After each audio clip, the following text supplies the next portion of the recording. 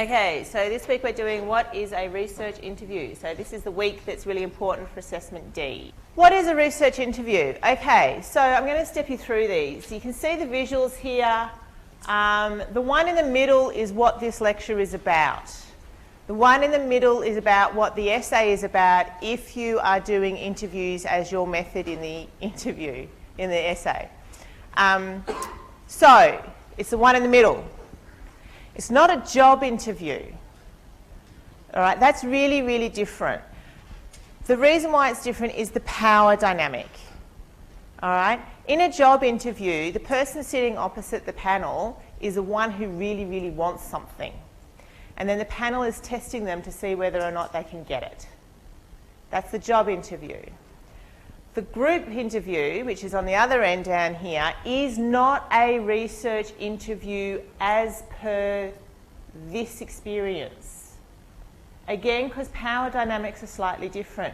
We do group interviews when we do focus groups. All right? And the reason for that is because the data that you get from a group interview is closer to a focus group data set than it is to an interview data set. And again, that's because people behave differently in groups. All right, so there's a slightly different power dynamic. But for group interviews and research interviews, the power is actually more with the interviewee than the interviewer. All right, that's because the interviewer is the one that wants something. We want our data. So that means that the person that we're talking to holds technically more power than we do, even though we know where we're going and we've got the questions. Because remember, they can pull the pin at any time. All right, so they're in control, really. So it's important to understand it's not a job interview. In Assessment B, a couple of you talked about interviews as in clinical interviews. So psychology came up a lot. Again, a clinical interview is not a research interview because the person in a clinical interview cannot opt out. All right, it's a medical consult. They're a part of a game that's going on, or hopefully helping them, but sorry, that was a bit judgy. The other thing is that it's not a criminal interview. All right, again, a criminal interview is really, really different. All right, and again, think about the power dynamics that are going on there, right? In a criminal interview, it's all about testing again. It's about trying to find, catch them in the lie. Clinical interviews, it's about trying to work out, what's going on with the person in front of you. So it's, again, that's testing thing. Whereas research interviews are about exploration. It's about exploring the idea. It's about trying to work out what the other person knows about what you want to know about. So it's a journey you're kind of taking together. It's a bit more gentle. Power should be a bit different.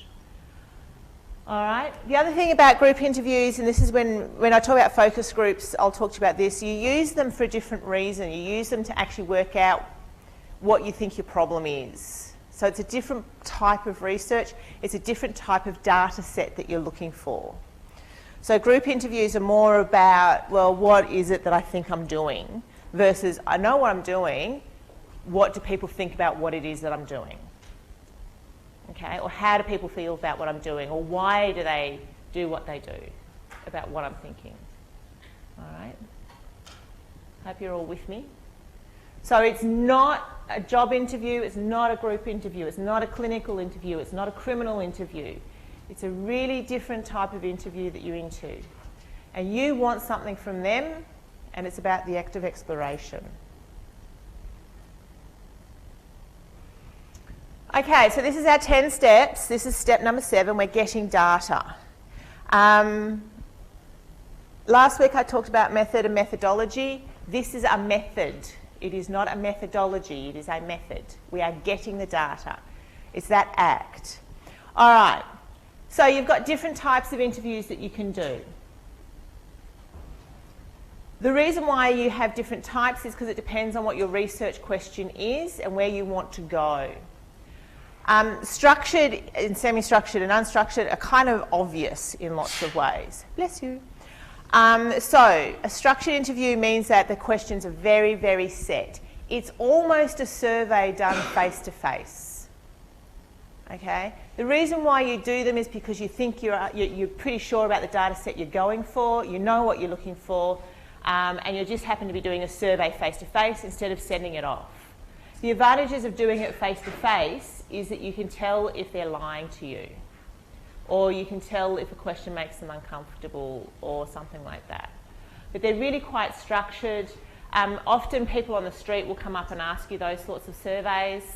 You know, hi, have you got 10 minutes? I want to ask you about X. When they ring you up on the phone to ask you about a product or something like that, that's close to kind of a structured interview, depending on what the questions are. Polling's not quite a structured interview, but it's close. All right? Semi-structured means that you've got a range of questions that you're going to ask, but it means you can go off script. Okay? So when you develop your questions for your interview for Assessment D, you'll have a set of questions that you and your partner will ask. You must ask those questions. However, then what occurs in that is prompt questions.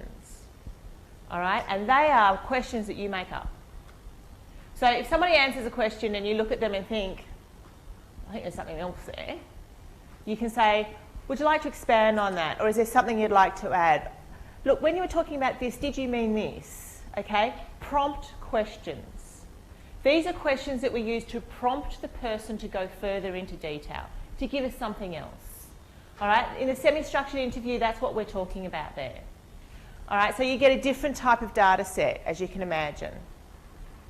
And then, of course, an unstructured interview means that you can just, you basically walk in and ask a question and then roll from there and see what you get. Okay? Unstructured interviews are very, very difficult to do. Only experienced people could do them. It's something I would probably never do personally because I'm not confident in my abilities to get data consistent across people, if that makes sense. It's a real skill set to pull it off. Unstructured probably happens a bit more in ethnography.